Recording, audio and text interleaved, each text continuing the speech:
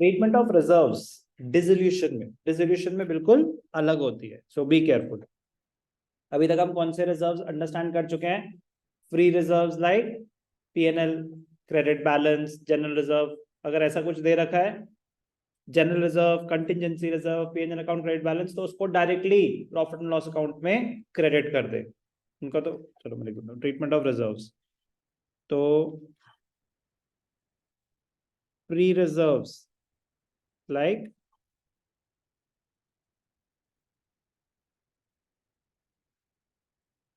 यहाँ पे करो example, general reserve, PNL, credit balance. PNL credit balance कौन सा होता है? Appearing on the liability side. और example, contingency reserve is also a free reserve. तो ये कुछ एग्जाम्पल्स है। तो फ्री रिजर्व्स का क्या करना है, हर्षिता बताएगी। उनको डायरेक्टली कर देते हैं credit, they are credited to the partners capital account in the profit sharing ratio. इसमें किसी कोई डाउट? आप ध्यान से देखना, मजेदार point.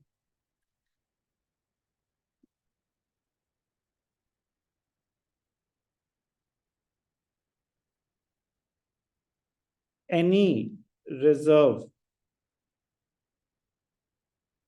created against an asset, any reserve created against an asset। Sir ये क्या होता है? Example,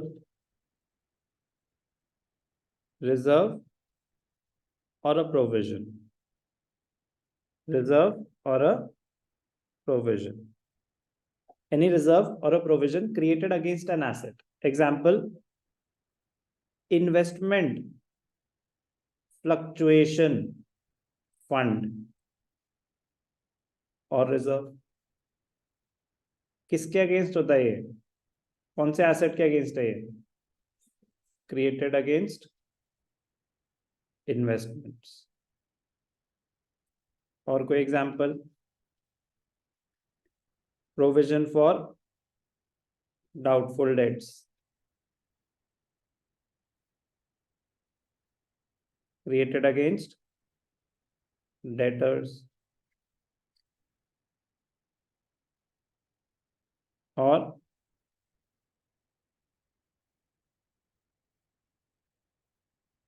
provision for depreciation, provision for depreciation created against fixed assets, कोई भी हो सकता है। तो इन सब का है create any reserve created against an asset. क्या करते हैं उसका?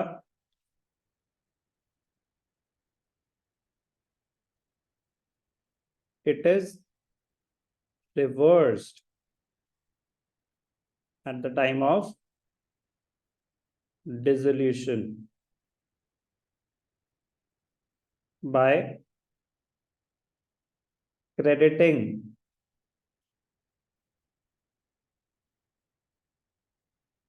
the realization account, by crediting the realization account it is reversed। for example, investment fluctuation reserve है, जनरल एंट्री दिखा देता हूँ, ठीक है ना। पॉइंट तो बड़ा सिंपल सा है कि ऐसे जो भी रिजर्व है ना, उनको रियलाइजेशन में क्रेडिट साइड पे दिखा देते हैं बाय सन्ड्री लायबिलिटीज की लिस्ट में। तो एंट्री क्या पास हो रही होती है? जैसे इन्वेस्टमेंट फ्लक्चुएशन रिजर्व है, investment fluctuation reserve credit balance होता है, उसको खत्म कर रहे हैं, उसको डेबिट कर देंगे। तो एंट्री क्या हुई? इन्वेस्टमेंट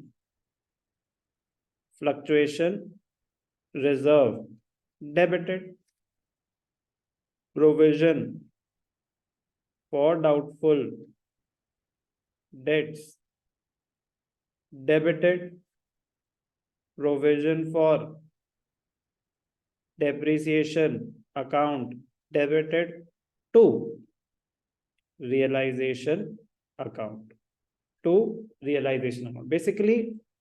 सर लेकिन फॉर एग्जांपल इन्वेस्टमेंट थी 10 लाख की, इन्वेस्टमेंट थी 10 लाख की, वो फ्लक्चुएट हो गई उसकी वैल्यू, तो आईएफआर कैसे यूज करेंगे? केसेस होते हैं ना कि कितनी फ्लक्चुएट हुई, यहाँ पे कुछ कोई दिमाग नहीं लगाना, जितना भी आईएफआर है पूरा रिवर्स कर दो, जितना भी आईएफआर है पूरा रिवर्स कर दो, रियलाइजेशन में क्रेडिट साइड पे दिखा दो, कोई फर्क नहीं पड़ता कि इन्वेस्टमेंट हमने कितने की बेची।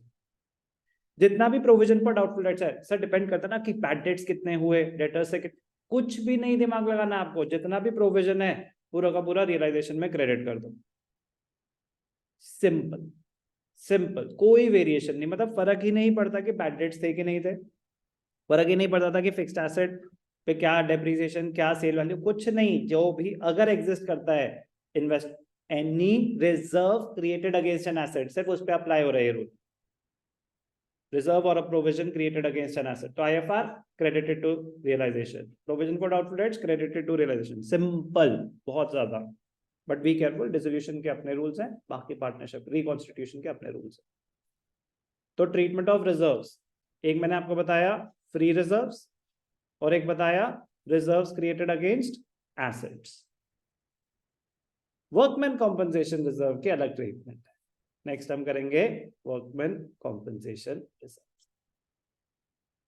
तो उसको हम सी मान लेते हैं, अगर मतलब हमने एबीसी कर दिया उससे फर्क क्या पड़ता है, तो हमारी नंबरिंग है।